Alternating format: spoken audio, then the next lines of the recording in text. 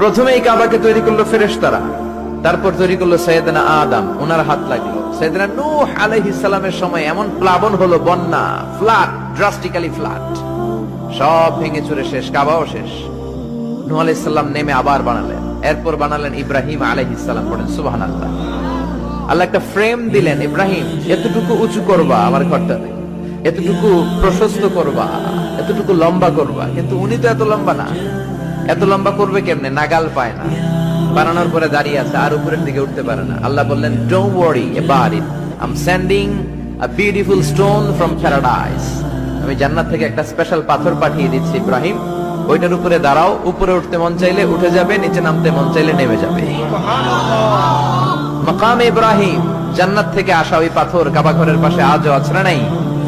উনি দাঁড়ালেন, উপরে ওঠা দরকার উঠে যেত অটোমেটিক, নিচে নামা দরকার নেমে